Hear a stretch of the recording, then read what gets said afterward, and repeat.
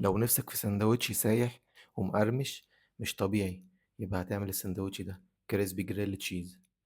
هنبدأ نجيب طاسة ونسيح فيها زبدة أو سمنة بلدي لو موجودة عندك. بعد كده هنبدأ نجيب الريحان، نص معلقة ريحان مش كتير، ونص معلقة روزماري، ونبدأ نقلب فيه كويس جدا. ممكن نحط شوية فلفل أسمر لو انتوا حابين. ونقلبه كده على نار هادية خالص عشان ما يتحرقش لحد ما بتبدأ ريحتهم تطلع كده. بعد كده هنبدأ نبشر الجبنة بتاعتنا، أي نوع جبنة انتوا بتحبوه. أنا هنا حاطط تشيدر وتركي، النوع اللي انتوا تحبوه وتفضلوه تحطوه، يعني مش ممكن نوع واحد زي ما تحبوا يعني براحتكم. بعد كده هنبدأ نجيب التوست بتاعنا، ونبدأ بالفرشة كده نمسك وندهنه من جنب واحد مش من جنبين. ندهنه كويس جدا لحد ما يشرب كده الزبدة بتاعتنا بالتوابل، وندهنه كويس جدا الاتنين. واهم حاجة بس نجيب الطاسة نحطها على النار، وتبقى النار واطية خالص. هو هياخد لمدة من دقيقتين لثلاث دقايق على النار بالظبط.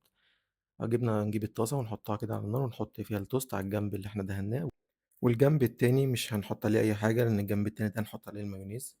هنجيب المايونيز بتاعنا، اللي ما بيحبش مايونيز ما يحطش، بس هو بيديله طعم حلو جدا وبيديله قرمشة كده كويسة جدا. جربوها وقولوا لي. هنحط المايونيز ونوزعه كويس جدا على الساندوتش على الجنبين لحد ما يتحمص من تحت. أهم حاجة النار تكون واطية متبقاش عالية عشان ما يتحرقش.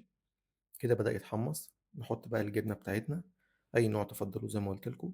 نوعين، نوع واحد، تلات أنواع زي ما تحبوا. أنا هنا حطيت جبنة تركي وجبنة شيدر مبشورين، بس هنحطهم لحد ما النار برضو واطية زي ما هي.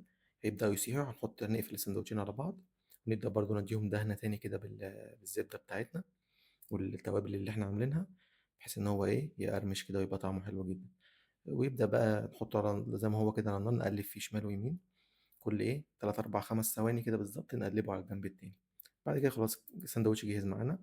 نطلعه بقى بالهنا والشفا. ينفع في اللانش بوكس للأطفال، ينفع فطار، ينفع عشاء، ليه كذا طريقة. جربوه وقولوا لي ايه رأيكم.